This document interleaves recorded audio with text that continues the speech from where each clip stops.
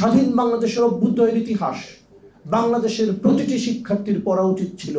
আজও বহু পাবলিক বিশ্ববিদ্যালয়, প্রাইভেট বিশ্ববিদ্যালয়, ইংরেজি মাধ্যম, মাদ্রাসা এর কোথাও পরিপূর্ণভাবে স্বাধীন বাংলাদেশের ইতিহাসের বা অভ্যুদয়ের ইতিহাস পড়ানো হয় না। এই ব্যর্থতা দায়ভার আমাদেরকে অবশ্যই নিতে হবে।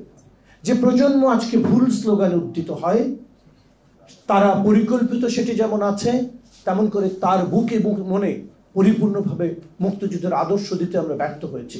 আমাদের একটি আত্মতুষ্টি ছিল যে বিকৃত ইতিহাস থেকে বেরিয়েছি, একথা ঠিক।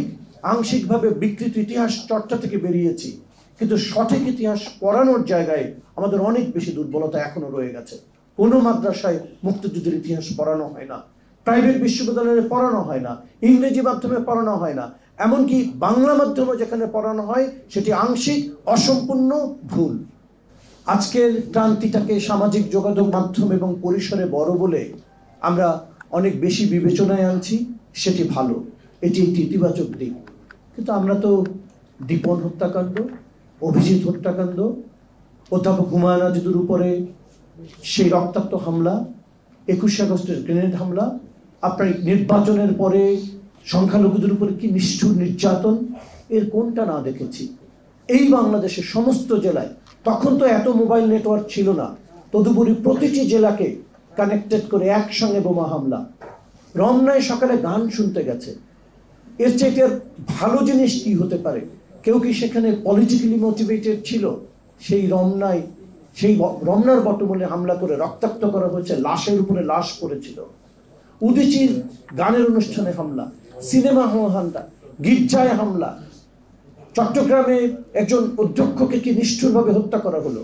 এই প্রতিটি ঘটনা আর আজকের ঘটনার সঙ্গে এটিকে যদি আমরা মিল না করে বিবেচনা করি তাহলে ভুল করব।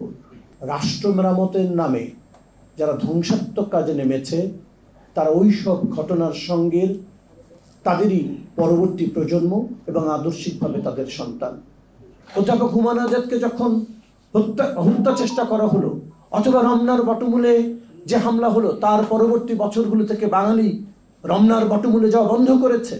আমি তো মনে করি আরও বেশি যায়, আরও বেশি যাওয়ার মধ্যেই প্রতিবাদ। 21-এর বইমেলাকে টার্গেট করা হয়েছিল, বইমেলায় কি মানুষ যাওয়া বন্ধ করেছে? আরও বেশি যায়। আজকের ঘটনাও আগামী কিছুদিনের মধ্যেই আমাদের তরুণ প্রজন্ম আত্মস্থ করতে হবে। কিন্তু নেতৃত্বের জায়গা থেকে সাংস্কৃতিক বিপ্লবকে গুরুত্ব দিবেন না।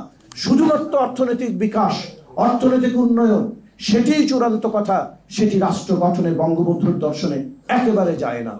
বাংলাদেশের সঠিক মেরামত যদি হতে হয় সেটি বঙ্গবন্ধুর কন্যার নেতৃত্বেই হতে হবে এবং তার নেতৃত্বই হবে। আসুন সাংস্কৃতিক জাগরণের মধ্য দিয়ে, নতুন আলোড়নের মধ্য দিয়ে এইসব অশুভ শক্তিকে পদানত করি। সবাই ভালো থাকবেন, সবার জন্য শুভকামনা। জয় বাংলা, জয় বঙ্গবন্ধু।